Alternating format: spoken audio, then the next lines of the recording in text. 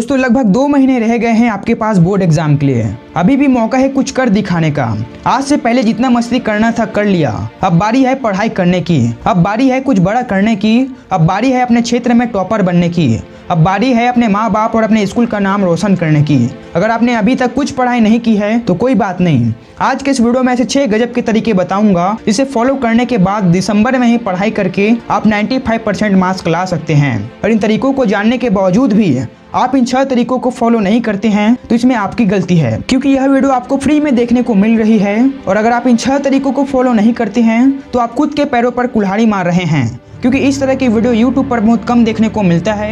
अगर आप सच में सीरियस हैं बोर्ड एग्जाम को लेकर और आप अपने स्कूल में टॉप करना चाहते हैं तो बैठ जाइए कॉपी पेन निकाल कर, क्योंकि यह 6 तरीके आपके लिए बहुत जरूरी है। इसके माध्यम से आप बोर्ड एग्जाम में अच्छा % ला सकते हैं। तो तैयार हैं आप इन 6 तरीकों को सुनने के लिए? तो चलिए शुरू करते हैं। दोस्तों बोर्ड एग्जाम की तैयारी करने के लिए सबसे जरूरी चीज है टाइम टेबल। दिन के 24 घंटे हर इंसान को मिलता है, जिसका उपयोग करके ना जाने कितने स्टूडेंट अपने क्लास में टॉप कर चुके हैं। अगर आपको समय का सही ढंग से यूज करना आ गया तो उस हिसाब से आप एक अच्छा टाइम टेबल बना सकते हैं। सही प्लानिंग और कड़ी मेहनत करके आप सिर्फ स्कूल लाइफ में ही नहीं बल्कि इस दुनिया के टॉप सक्सेसफुल लोगों की लिस्ट में भी आ सकते हैं। अगर आपने टाइम टेबल बनाया है तो ये बहुत अच्छी बात है, और अगर आपने टाइम टेबल नहीं बनाया है तो देर मत कीजिए, अभी और इसी वक्त अपना टाइम टेबल बनाइए और उस हिसाब से मेहनत कीजिए, क्योंकि समय बहुत कम है और पढ़ना बहुत ज्यादा है। इसलिए सीरियस हो जाइए एग्जाम को लेकर। इन 2 महीनों के अंदर इतना मेहनत करना है कि कामयाबी शोर मचा दे। दूसरा तरीका है do not use social media. दोस्तों मैंने आपको इससे पहले कुछ वीडियो में बता रखा है कि पढ़ाई के दौरान आपको सोशल मीडिया का यूज बिल्कुल नहीं करना है। हालांकि मोबाइल से बहुत फायदे होते हैं, लेकिन जितना फायदा होता है उससे ज्यादा हमारे शरीर को नुकसान भी होता है। गलत संगत में पड़ जाने के कारण हम मोबाइल में ऐसे ऐसे वीडियो देख लेते हैं जिसके कारण हमारे माइंड में नेगेटिव थॉट्स आने लगते हैं, और इन नेगेटिव थॉट्स को शांत करना बहुत मुश्किल हो जाता है। अगर आप मोबाइल का सही ढंग से उपयोग करना शुरू कर दे तो इससे आपका दिमाग तेजी से वृद्धि होगी, लेकिन दुनिया भर की जानकारी प्राप्त करने के बजाय अगर आप फालतू चीजें देख रहे हैं तो इससे आपका टाइम वेस्ट तो होगा ही, प्लस टॉपर बनने का जो सपना है वह सपना ही बनकर रह जाएगा। इसलिए इन 2 महीनों तक सोशल मीडिया का प्रयोग ना करें, नहीं तो एग्जाम्स के टाइम यही चीजें आपके माइंड में छपी रहेगी और आपने बीच बीच में जो भी क्वेश्चन के आंसर याद किए थे वो भी भूल जाएंगे। इसलिए do not use social media. तीसरा तरीका है सेट यूर गोल। मतलब एग्जाम के पहले आपको एक लक्ष्य निर्धारित करना है कि मुझे एग्जाम में इतना % लाना है, क्योंकि जब तक आपको पता नहीं होगा कि मुझे करना क्या है तो आप उस काम को करेंगे कैसे। इसलिए आपको एक गोल सेट करना है, क्योंकि जब आप किसी चीज को करने के लिए गोल सेट करते हैं तो उसके लिए आप मेहनत करना भी शुरू कर देते हैं, और अगर आप अपने लक्ष्य को पाने के लिए मेहनत करना शुरू कर देते हैं तो कोई भी माइका लाल आपको आपके लक्ष्य को प्राप्त करने से नहीं रोक सकता। तो देर मत कीजिए, अभी और इसी वक्त अपना लक्ष्य निर्धारित कीजिए और उस लक्ष्य को पाने के लिए कड़ी मेहनत करना शुरू कर दीजिए। मुझे पता है कि आपका सपना एक टॉपर बनने का है, क्योंकि टॉपर स्टूडेंट सिर्फ पढ़ाई करने के लिए ही नहीं पढ़ता बल्कि आने वाले वक्त में अपने पैशन को एक ऊंचे स्तर पर लाने के लिए पढ़ता है। एक टॉपर स्टूडेंट हमेशा अपने भविष्य को अच्छा बनाने के लिए पूरी लगन के साथ पढ़ाई में ध्यान देता है, ताकि आने वाले वक्त में वह स्टूडेंट हर समस्या का समाधान ढूंढ सके। अगर आपको एक टॉपर बनना है, एक अच्छी जिंदगी जीना है और अपने जीवन में हमेशा खुश रहना है तो उसके लिए पढ़ना जरूरी है। टॉपर बनने के लिए आपको बहुत मेहनत करना होगा, जिसे आपको मैं बता भी नहीं सकता, क्योंकि आप पर डिपेंड करता है कि आप पढ़ाई को लेकर कितना मेहनत करते हैं और कितना नहीं। एक लक्ष्य निर्धारित कीजिए टॉपर बनने के लिए और इन 2 महीनों तक इतना मेहनत कीजिए कि आपकी मेहनत आपको टॉपर बनने पर मजबूर कर दे। चौथा तरीका है प्रैक्टिस।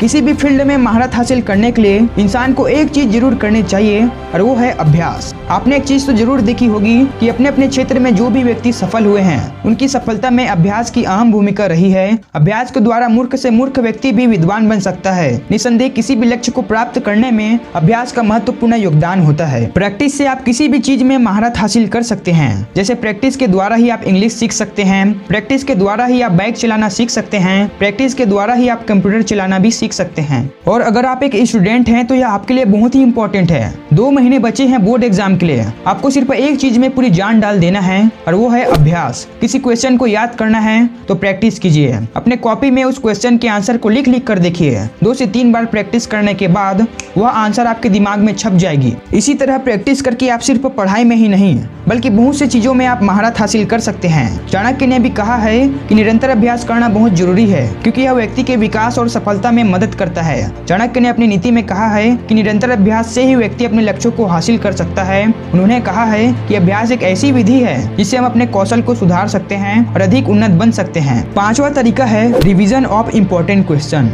दोस्तों ज्यादा दिन नहीं बचे हैं आपके पास बोर्ड एग्जाम के लिए, लेकिन जितना भी समय बचा है वो आपके लिए बहुत ज्यादा है। शुरू कर दीजिए आज से उन महत्वपूर्ण प्रश्नों के उत्तरों को याद करने की।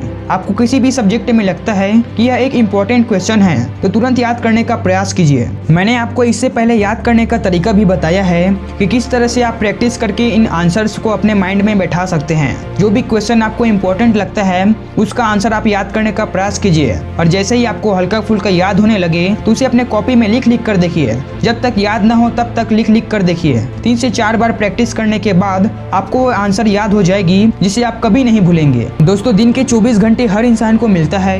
यह आप पर डिपेंड करता है कि आप उस समय का किस तरह से यूज करते हैं। अगर दिन भर में आप 3 से 4 घंटे के बजाय इससे ज्यादा घंटों तक पढ़ाई करेंगे तो इसमें आपका ही फायदा है। और अगर आप इन 2 महीनों तक सिर्फ इम्पोर्टेंट क्वेश्चन ही याद करेंगे तो इस बोर्ड एग्जाम में आप जरूर टॉप कर सकते हैं। दोस्तों छठवां तरीका आपके लिए बहुत ही इम्पोर्टेंट है, इसलिए पूरी एकाग्रता के साथ इस तरीके को सुनने में ध्यान दीजिए। छठवां तरीका है did after waking up in the morning.